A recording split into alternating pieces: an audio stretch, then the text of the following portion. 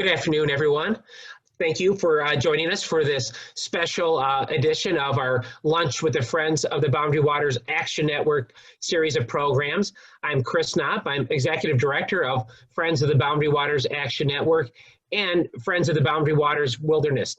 Friends of the Boundary Waters Action Network is the political arm of Friends of the Boundary Waters Wilderness. For over 40 years, we have been the leader in protecting the wilderness, and we've been that leader because of you. You are the key to our success. We've also been that leader because of elected officials that have put protection of our clean water a priority, and that's the topic of today's discussion. The work of Friends of the Boundary Waters focuses on three areas: the wilderness, people, and community. And for the wilderness, there are two mines and one threat. The two mines are twin metals and polymet, and the threat is sulfide mining. And our political work, our legislative work, is committed to stopping both those mines here. And today, our focus is on that political work of Friends of the Boundary Waters Action Network. There are two parts of the work that we are doing. First, we are supporting pro-Boundary Waters candidates. We've endorsed more than 4 dozen candidates that have given their firm commitment to supporting the Boundary Waters. And for those candidates, we are supporting them with mail, email, advertisements, and we're also making phone calls in support of pro-Boundary Waters candidates. And second, we've established a political action committee that can make direct financial contributions to a pro-Boundary Waters candidates. And so those are the ways in which we're providing support for those candidates seeking elected office, specifically in the Minnesota legislature, that are dedicated to protecting the Boundary Waters. My co-host is our policy director, Scott Beauchamp. And I have the good fortune of introducing a true leader who will help guide our conversation this afternoon on the importance of electing pro-Boundary Waters candidates. And that is former Governor Arne Carlson. Arne Carlson is a true leader. He has the courage of his convictions. He speaks clearly and still has the energy for public service for not just Minnesota, but our entire country. He served with distinction for 2 terms as Minnesota's governor, and he remains active.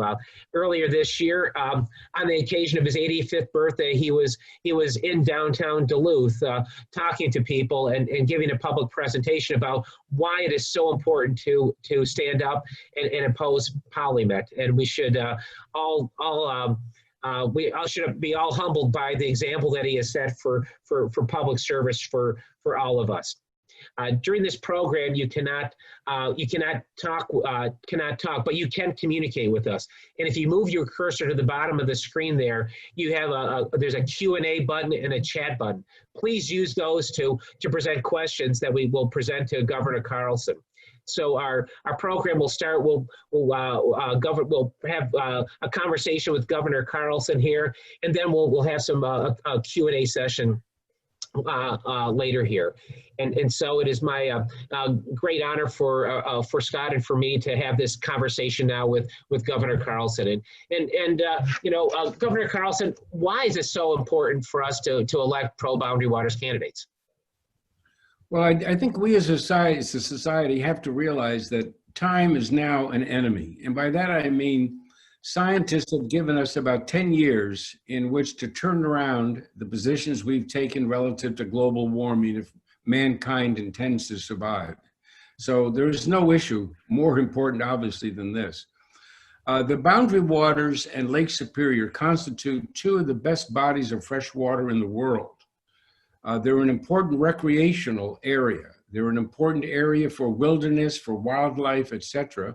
And they're a vital economic asset to the state of Minnesota. People don't come to Minnesota to look at mines, but they do go up there to canoe, to take in the beauty and the tranquility. And this is the original nature of Minnesota. When I came out in the fall of 1957 to go to the University of Minnesota graduate school, that was the time of the ham beer ads. Remember those? From the land of sky blue waters and the wonderful animals and the clean water, but it was all focused on clean water. That is the image and the expectation of Minnesota. And now we're embroiled in one of the most preposterous controversies I can imagine. Thinking about taking these beautiful bodies of water and allowing mercury and various other poisons like arsenic to go into those waters, destroy our wildlife, destroy our drinking water, which serves tribes up there as well as the people of Duluth. And somehow we say, because we think it will create some jobs, it therefore has virtue. We can't make those kinds of trade-offs. And I will up front simply say this: if it's about jobs, then it's about time we talk very soberly about that. And by that I mean, you take, for instance, the Department of Natural Resources. It services all of Minnesota, but a preponderance amount of its work is in northern Minnesota. Why not move up several hundred of those jobs to northern Minnesota and use the talent that that area has to service our needs in protecting our natural environment? So the problem is curable if there's a will to make it a solution, instead of constantly focusing on how we can destroy our environment. And I would argue ultimately, not ultimately our economy, but also upsetting the availability of fresh water to so many people that need it. You know, you're so right, Governor, that in the decades to come here, fresh water will be as important as any other sort of natural resource. And if we're going to poison that fresh water with arsenic, mercury, and the other contaminants that would result, we're really cutting off our nose to spite our face and not looking to the future here. And one of the areas where you've been particularly courageous is in your opposition to PolyMet. And Governor Carlson, why is it so important for elected officials to stand up to PolyMet? Well, let's go through PolyMet. The first thing that the state of Minnesota should do, if it's going to have an orderly process of understanding what it's doing and where it's going, you have a contract with PolyMet. The first question you ask is, who is PolyMet? What are they? What kind of a company are they? What kind of a reputation do they have? What kind of a history? What kind of a background? Well, what you find out is PolyMet is a shell. It's a shell corporation. It has no assets. It's got a liability. And who owns that liability? Oh, that's Glencore. Well, then you got to ask, well, wait a minute. Who's Glencore? You look up Glencore. Oh, my gosh. That's a company in Switzerland that was founded by Mark Rich. Well, who's Mark Rich? Well, he's the guy that went to prison for tax evasion in the United States and then received a pardon. Oh, well, what does this company do? Well, it brings together various other mining enterprises all over the world who are raping the land in various continents, and it brings them under one huge umbrella. And they have a pattern: exploitation of labor, bribery of public officials, and leaving behind an environmental disaster after they take their profits out. Now, if there's any single person that doesn't believe me, all they got to do is Google Glencore. And you'll find out it's one of the most corrupt companies in the world. As a matter of fact, as we're meeting here, the government of Great Britain is investigating Glencore for bribery. And oddly enough, the government of the United States is doing precisely the same thing. Mm-hmm. So it raises the interesting question, why is the state of Minnesota doing business with Glencore? Mm-hmm. So far, everybody's been quiet. Then the next thing you go to is, well, when you look at the contract, who's signing the contract? Well, PolyMet. Well, but PolyMet has no money. How can it pay any kind of damage that occurs? The answer is it can't. And then you say, well, obviously, then Glencore must be a signature to the contract. And what do you find out? Glencore's not a signature. As a matter of fact, they're in a position where they can take the profits from the mining, pack their bags when an environmental catastrophe occurs, and flee. Mm-hmm. Now, I don't mean to get too windy here. the point is, why has not the governor and the state legislature reviewed this contract? That mine in January of 2018 that broke in Brazil killed 270 people. It cost over $6 billion worth of damage. And Vail Corporation is on the hook to pay for that damage, $6 billion. Much of that damage is permanent. Now, the consultant who helped design that dam is also the consultant that is designing the dam in Minnesota. Anybody with an IQ of room temperature would want to know, why in the world is that guy who just designed that dam designing ours? Mm-hmm. And then you have a $6 billion liability, and the Ways and Means Committees of both the House and the Senate, under Democrats and Republicans, refused to hold a hearing. Now, just think if we had a $6 billion liability into our $40 billion budget. Imagine what a hole that's going to create. Who's going to pay the bill? I'll guarantee you one thing, it's not going to be the governor. It's not going to be the lieutenant governor. It's not going to be the legislature. We're looking at the people who are going to pay. Mm-hmm. And yet we don't have a single voice, not one single public hearing, not one. And so the point you're getting at, Governor Carlson, is that, you know, we have three branches of government. We have the judicial branch, and we have several lawsuits there in which we're challenging both PolyMet and Twin Metals. We have the executive branch with DNR, the Bureau of Land Management at the federal level, the Minnesota Pollution Control Agency, all those sort of agencies. We also have the legislative branch, and the legislative branch can't abdicate its responsibility here. And why don't you talk a little bit more about the role of the legislature here in this process? Well, it's interesting. I got a call from a legislator who wanted my support. And in chatting with him, he was stunned to find out that the legislature had the responsibility of providing oversight. That's one of the most serious missions of a legislative body. The executive branch is designed to manage, if you will, and execute the policies of the state of Minnesota. Mm-hmm. In order to keep them in check, in order to make sure that the money is being spent as it was originally designed to be spent, you have a process known as oversight. You review. How much money did we give you? How was it spent? And what kind of results did you get? Mm-hmm.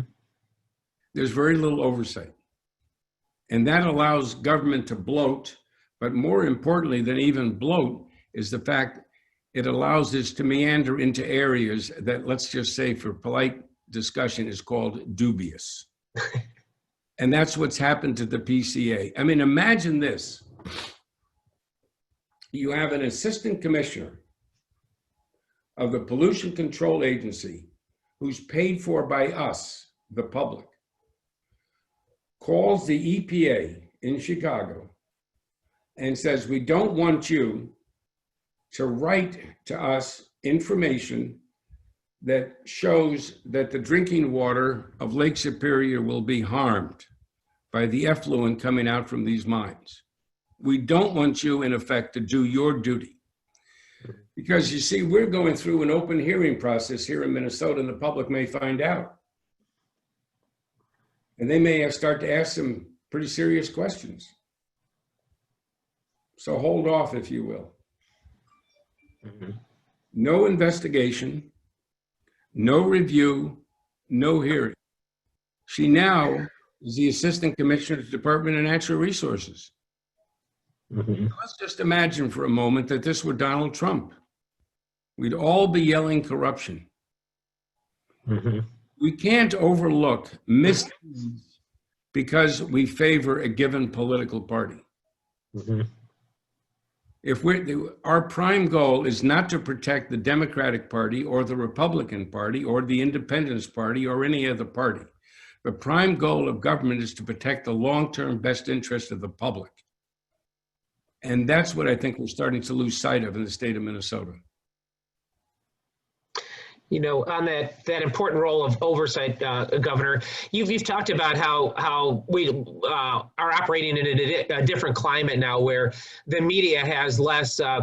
Is providing less of that oversight role, and the importance of nonprofits such as Friends of the Boundary Waters Wilderness and Friends of the Boundary Waters Action Network to provide that oversight. Why don't you talk about how the media environment, the change in that is affecting oversight?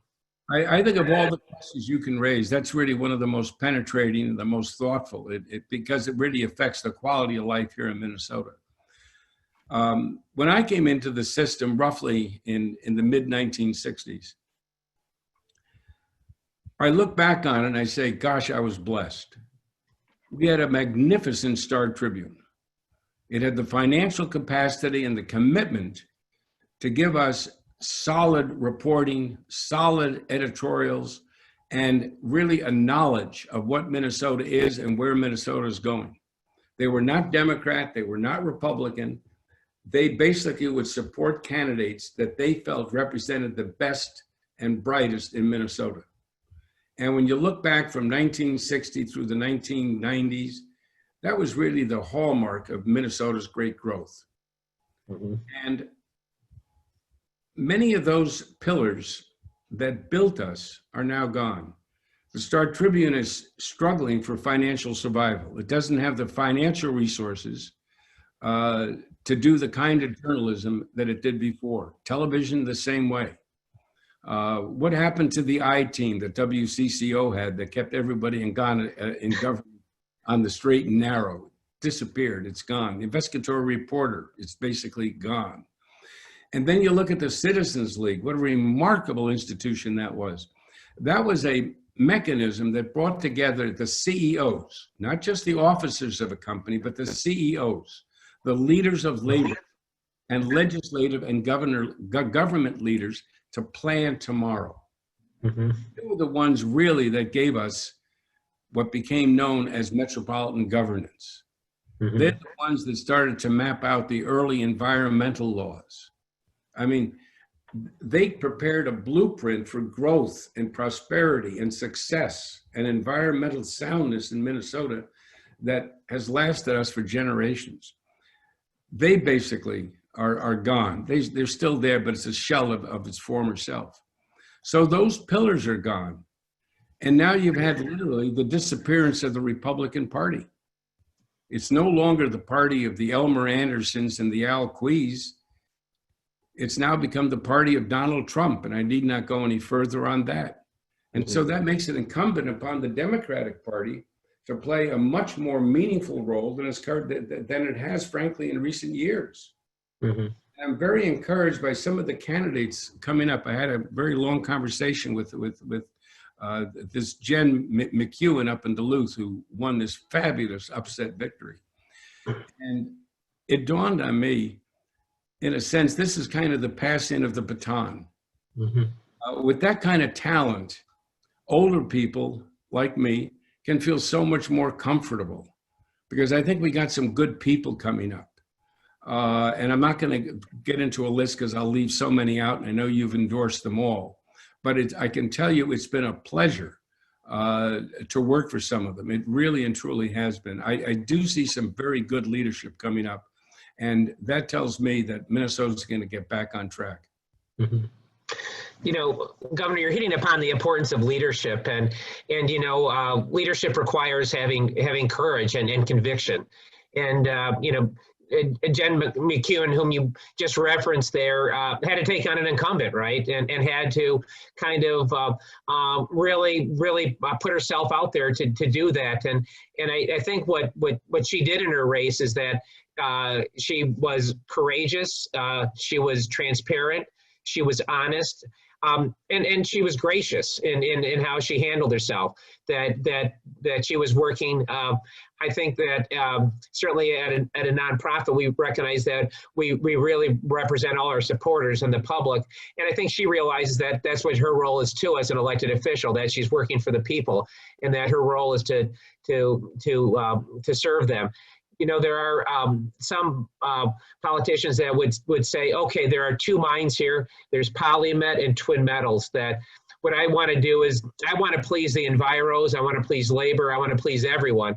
So what we'll do is we'll stop twin metals, but we will let PolyMet go through the process. You know, that way we try to appease everyone. What do you say to politicians that follow that approach? I would say that they not run and seek public office. Mm-hmm. They should stay home. I mean that sincerely. I thought the hallmark, when I look back at American history, one of the great moments was John Kennedy's speech about the best and the brightest, trying to summon the talent of our youth to come in and serve their government and their community. And with so many other leaders working together, spawning out what became known as the Peace Corps and the whole program of domestic help. Help me out here. I'm losing, I'm having a senior moment, if you will. The domestic program to help us, he resurrected, if you will, the old New Deal program of the WPA. And provide service. Can you think of the name of it now? Somebody will on this panel. You know, we'll have somebody perhaps in the chat button here. It looks like we have somebody commenting here. Vista. Well, Vista came out of that, but a whole series of programs designed to involve young people in helping those less fortunate, making us realize that we are a sense of community. We are together in this. It's not about me. It's about us. And I'd like to see us get back to that. And I'm beginning to see a lot of younger talent coming in that really does understand the power of community, the power of the word we. And I'm very encouraged. And I think what your organization has done in endorsing these people is a huge step forward. And so I think we're going to see a sea change, if you will, in how the legislature behaves from here on out. You know, we talked about the governor, about the important role of oversight, but there's also legislation that the Minnesota legislature can enact as well. And a conversation that Scott and I have had with you is about prove it first legislation, and prove it first legislation kind of follows the Missouri model of the show me states, to show me where this has been done safely for 10 years and been closed for 10 years safely as one of the requirements in before you permit one of these mines. Why don't you talk a little bit about the importance and the simplicity that prove it first legislation has? Excellent point. This is a piece of legislation, as far as I know, came out of the state of Wisconsin and then was ultimately repealed, if you will, by Governor Scott Walker. I think it's entirely fair when somebody comes in and there's a possibility of creating harm to the well-being of others, to demand of them that they prove that their technology works. Don't tell us it works. Don't get your attorneys to write all sorts of agreements and promises, etc., that we know they're going to break anyway. No, prove it works. As far as I know, not one single mine comparable to the ones contemplated for northern Minnesota has ever had success elsewhere. And by the way, all you have to do is look up the record of Glencore. Have them name one mine that they've run without running into massive legal problems. As a matter of fact, as we're speaking here today, they're in flight from Africa. They left behind a catastrophe there. Yeah, it's you know, so this prove it first at the state level is an important tool, and one of the very encouraging things for us is that at the state level we can get things done, that we can have can mobilize all the people that are watching today and all our thousands of supporters to put pressure on local officials here that can stop both twin metals and PolyMet here. And, Scott, why don't you talk about a little bit about the process that we've followed here, because at Friends of the Boundary Waters Action Network, we have really taken this very seriously to meet with elected officials over the course of the summer here to talk with them about what's important to us. And so, Scott, why don't you talk about the conversations that you and I have had with elected officials and candidates for office here? Absolutely. Thanks, Chris. And thanks again, Governor Carlson, for being with us today. You know, I think that this has been a really exciting experience for all of us. You know, we are trying to make sure that we can take the steps that we really at least are able to take to really influence the electoral process and bring this issue to making it a top issue in the state of Minnesota.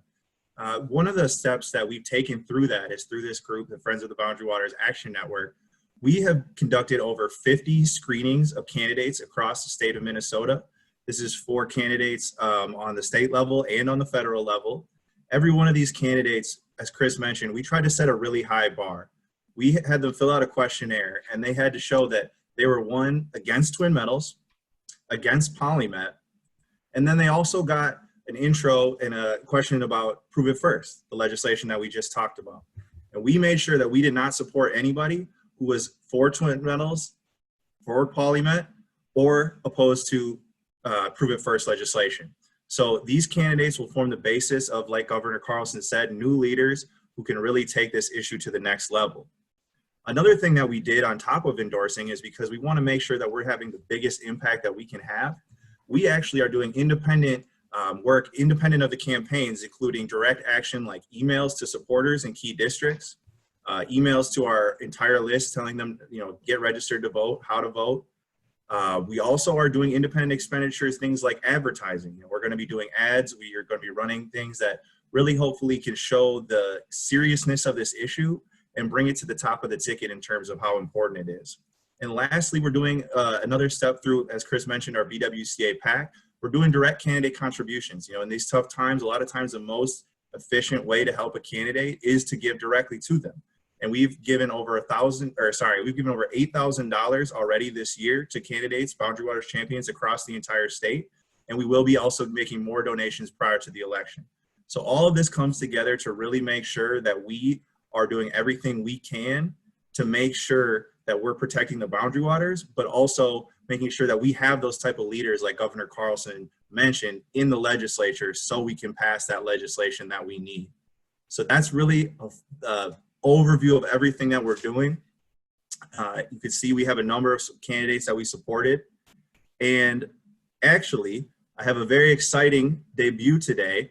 As I mentioned, we are doing a lot of direct action, independent action. And one of the things that we're going to be doing is releasing advertisements, videos. And so today, we'd like to debut one of our new 501c4 Friends of the Boundary Waters Action Network ads. And there we go. Let's try one more time here. Why are some politicians going out their way to help foreign-minded conglomerates open toxic copper sulfide mines near the boundary waters? If opened, these two mines, polymet and twin metals, would spew toxic acid mine drainage into Minnesota's treasured boundary waters and Lake Superior, contaminating some of the cleanest water in America. Why are some politicians so eager to give away our land and waters? Why are they more concerned with the stock portfolio of foreign billionaires than with the people of Minnesota? We need leaders who work for us, who stand up to the big polluters, who are brave enough to champion Minnesota and Minnesotans. This November, vote for Pro-Boundary Waters champions to defend our clean water and protect our boundary waters. To get involved, visit bwcapac.org.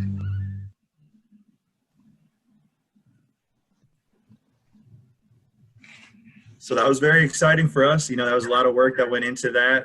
You know, our communications director, Pete Marshall, did an incredible job on that. And that's just an example of the kind of stuff that we're trying to do to make sure that we bring the boundary waters to the ballot box this November. Great. Thank you so much, Scott. And for everyone watching right now, we have some very specific calls to action here. One is you can make a donation to Friends of the Boundary Waters Action Network by going to our website that you see on the screen there. But as important, and really more important, what I would love for you to do is to join our Citizen Action Network and invite others to join. Ultimately, the success of our work is based on you. You are the foundation of our success. And so if you will go to that website and say, yes, I want to be a volunteer. Yes, I want to help make phone calls or to elected officials, to write letters to elected officials, to write commentaries in the paper. That we need you. You are the strength of really supporting pro-Boundary Waters champions in the Minnesota legislature and in Congress here. And the third thing is we have a very special program coming up 1 week from today. 1 week from today. And that is next Wednesday, October 7th. We will have a special program for Quinn Nystrom, who is the pro-Boundary Waters candidate running to represent the Boundary Waters. So she is running in the district, the 8th Congressional District that encompasses the Boundary Waters in Northeast Minnesota. And Scott, if you'd advance the slide there, please. You know, we want, we need to have Quinn Nystrom in office here. That we will have fundamentally representing the district there, a candidate that is willing to have the courage of her conviction. Quinn has a background in public health and has been an advocate for public health for many years. She's from the Baxter Brainerd area, and her family has had a cabin on Burnside Lake in Ely for many decades here, and so she is the real deal, and we want to support her. So everyone watching right now, we ask you that you join us next Wednesday, October 7th, at a special time, 12:30. Quinn has actually a debate with her opponent earlier in the just before this, and so we are getting here at a special time at 12:30, and we want to introduce you to her because we think she's a great candidate. She reached out to us way back in the winter of last year, and we had continued conversations about the importance of opposing both polymet and twin metals. And so we need, we would love to have you part of this special program next Wednesday, October 7th at 12:30 to meet and support Quinn Nystrom for Congress here. And I want to engage people that are watching here right now to see what they have, what questions they have there. I know that we received some accolades for the commercial that we've just shown there, and Scott, maybe you want to talk about how people can get a hold of those. What would be the way for them to do that? Absolutely. First of all, I'll post the link to those videos as soon as I finish saying this. I'll post the YouTube link. All those videos are out on YouTube. You can also find them on Friends of the Boundary Waters Action Network on Facebook or on Twitter, on social media as well. But I'll post those links right now. Okay. Great, and so we'll be running those ads. Maybe we should talk a little bit about how we're doing things independent of the candidates. But so for those endorsed candidates, there we will through advertisements have very targeted to their districts. There, maybe Scott, maybe you want to talk a little bit about that as well. Absolutely. One of the things that we feel like we can bring to the table is our supporters. We're very fortunate to have some really excellent, really fired up supporters who really care about this issue, and that I know brings inspiration to Chris and I and the rest of the staff every day. But the next part of that is we really want to help those people know who are the Boundary Waters champions, who are these people that are looking for who really want to stand up and do the right thing. So we will be sending emails to all of our supporters in key districts. We've done a lot of research, a lot of analysis on this, and figured out exactly which races we think need to be won to in order to pass the Prove It First legislation next year and have a pro-boundary waters majority. So sending direct emails to our supporters in those districts, asking them to vote and telling them about the candidate, we feel like can hopefully go a long way. Great. Scott, we have a question for Governor Carlson here. And the question is this: why has Governor Walz not reviewed the contract, and how can we put pressure on him to do so? So, Governor Carlson. Frankly, I'm just as puzzled as anyone else is as to why the governor hasn't reviewed the contract. I'm very concerned about his ties to Polymet and to the industry, and I'm frankly not terribly sympathetic to this idea that governors on the Democrat side running for governor want the support of the Iron Range, and therefore they surrender on this issue. That strikes me as very unacceptable, to say the least. But be that as it may, it's ultimately up to the legislature to decide what goes in and out of the budget. And I cannot imagine, with the potential liability of $6 billion hanging over your head, that you have 201 legislators and they're not very curious to know how serious is this liability and what's in this contract. First of all, this contract doesn't guarantee jobs. Mm-hmm. So when you look at it, where's the equity on both sides? Mm-hmm. The mining companies will get access to the land, to the properties, and to the minerals that they want. They get the right to discharge into our waters. We get back a promise that they won't cause too much harm. Mm-hmm. And for what? There's no guarantee of the jobs. And we're living in an age now of robots and artificial intelligence. And that then the industry that's using that considerably is the mining industry. So I would argue that many of those jobs will never appear anyway. And many of the higher professional jobs will be jobs that are imported from other states and other countries. Mm-hmm. Be that as it may, if it gets down to jobs, and jobs is a serious issue, I would argue that we should start taking parts of our state agency and parts of our state government that's located in St. Paul and disperse them out. And part of that would be the Department of Natural Resources, because they have a tremendous oversight function in northern Minnesota, and move many of those jobs, several hundred of those jobs, into northern Minnesota. At least, for heaven's sakes, explore it. Mm-hmm. Solution. Silence is not a solution. Pretending that the problem doesn't exist is not a solution. Mm-hmm. Governor, curiosity, the simple fact that nobody's willing to explain why there are no public hearings kind of says it loud and clear, doesn't it? Yeah. They don't want to know, and they don't want the people to know. If it hadn't been for your organization and several others that took them to court, mm-hmm. thing would be a reality today. You're the people that saved the people of Minnesota and saved our future. Governor, in your comments there, you made two important points there.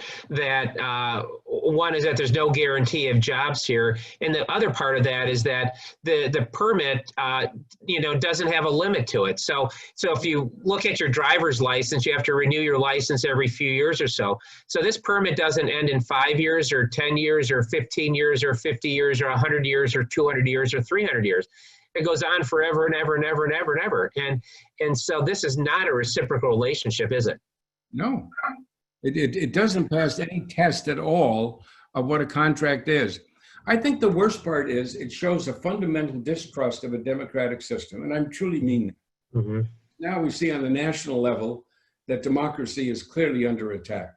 But let's not kid ourselves. We're not all that healthy in Minnesota right now either. Mm-hmm. We better take a look at it. The moment you refuse the public's right to know, you're closing the doors to democracy. And that is the most fundamental issue involved in this debate. Not one legislator can tell you with a sober breath why there has not been a single hearing. When the legislature got involved in the dispute as to what to name Lake Calhoun, how many hearings did they suddenly come up with?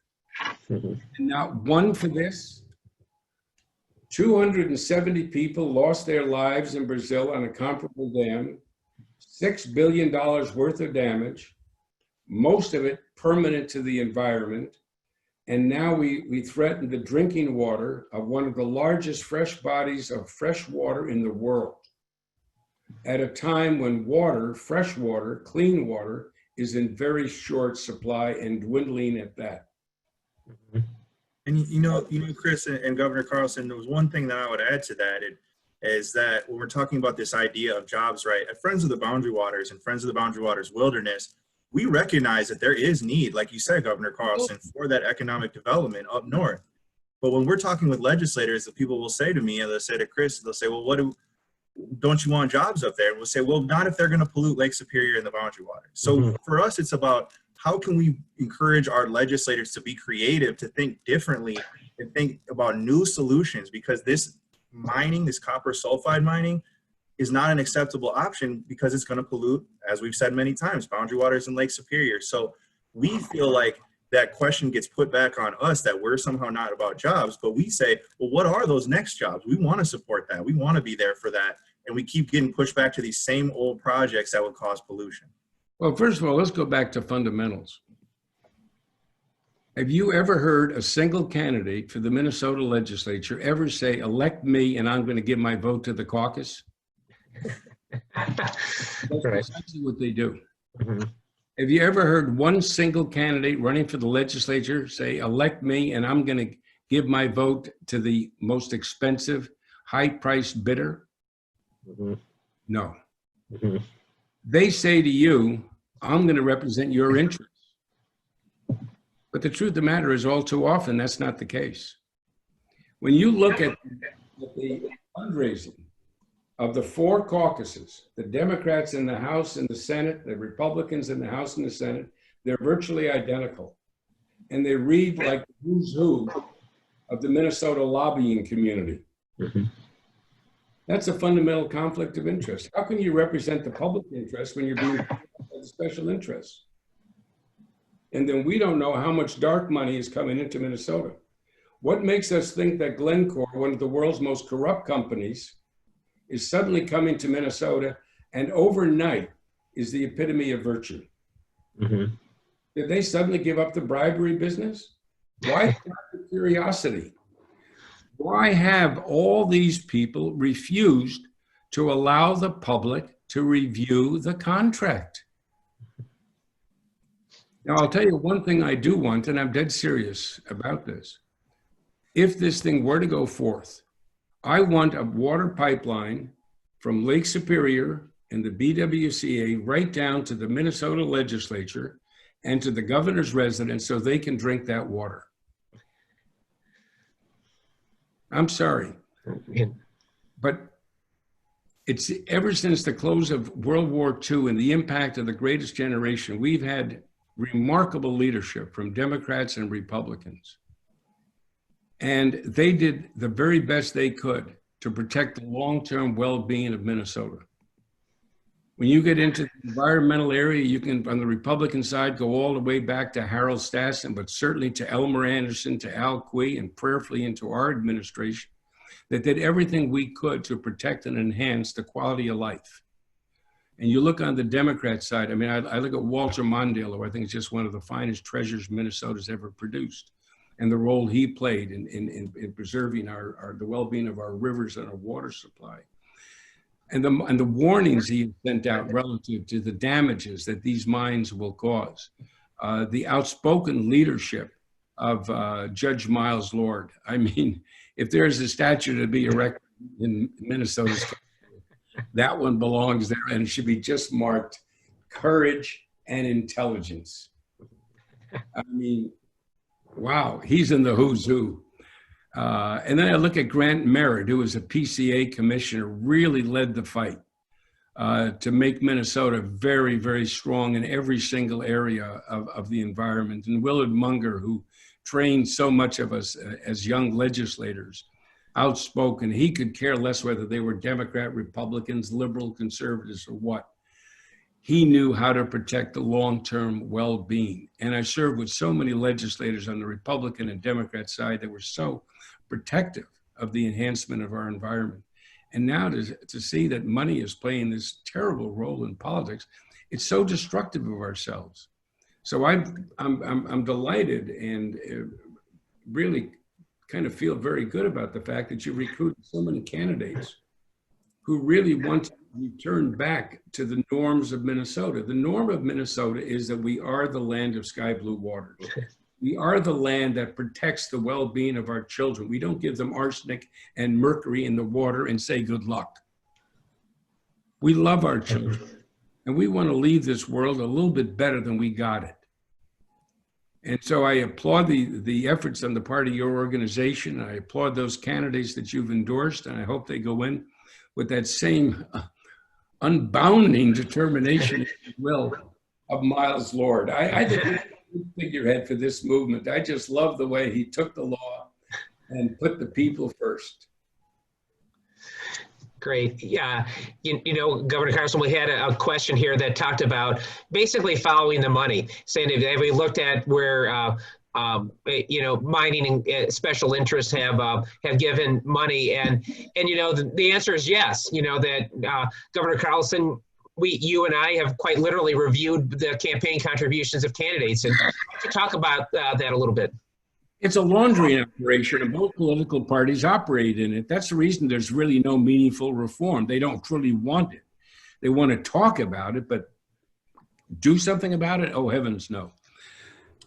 As far as I understand, and feel free to correct me if I'm wrong, it's entirely legal for some corporate entity, particularly on the foreign side, to pour money into the national political parties, have it earmarked for states and earmarked it all the way down.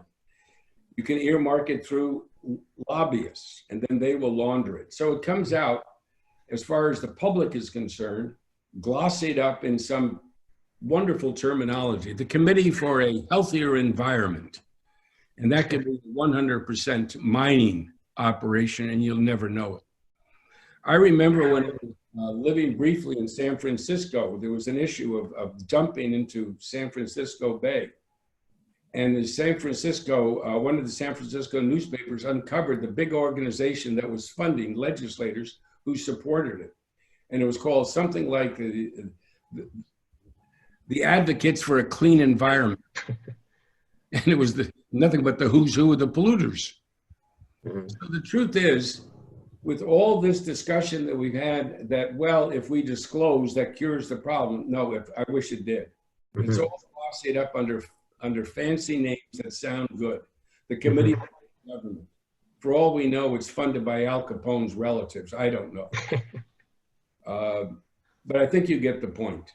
No, I think the time has come, and I'm hesitant to put it on the table because I don't want to get you involved in controversies that are outside your scope. I think the public has to give a lot of consideration to public funding of campaigns. Mm-hmm. Allow once and for all the public's interest to be front and center, and to elect people who have no other obligation to serve other than that of the well-being of the public. And public funding ultimately is a great deal cheaper than the system we currently have. Mm-hmm. We're paying incredible prices for the quid pro quos, if you will. It's a polite way to put it. The quid pro quos that are being made to accommodate those people who can pour millions and millions into our campaigns. Mm-hmm.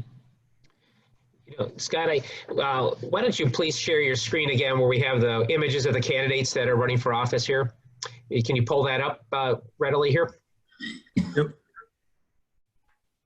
And this will just be a moment, and kind of going back to these candidates here, and kind of, you know, these are candidates that kind of maybe slowly go through these, and these are all on our website here. We have veterans like Connie Bernardi there, and newcomers like Mark Bruns is running, and other veterans here that are being shown. We have Senator Steve Kwasinski from Eden Prairie who's running, and I know that he went into to the numbered lake chain, lake 1, 2, 3, and 4 this summer here, and Shelley Christensen and Jim Davney and Ann Claughlin, also seasoned veterans here too, and Chris Eaton in the Senate, who's been an outspoken opponent of both PolyMed and twin metals, and and Senator Scott Dibble, who was also a supporter of Prove It First legislation as well. So this is what's really exciting is to see the support of the Prove It First legislation that's out there. Representative Alice Hausman, that's shown there was the original sponsor of this legislation many years ago, and she's willing to bring energy to this, and we have everyone else joining to add to that chorus here. We have Senator Jason Isaacson from the Northeast Metro, the Shoreview area, and Cindy Jordan from the Northeast Minneapolis, Columbia Heights area, and a number of these other candidates for elected office here, but that represent, you know, safe districts, but also districts that aren't so safe. And clean water and the boundary waters and protecting Lake Superior are winning issues for candidates. And so we have candidates that Kelly Morrison from Deep Haven and Kelly Moeller from Shoreview that are really, you know, in these districts on the margin that are really making a difference. And Jen McEwen there from was running for Senate from Duluth, really stepped up and took on an incumbent.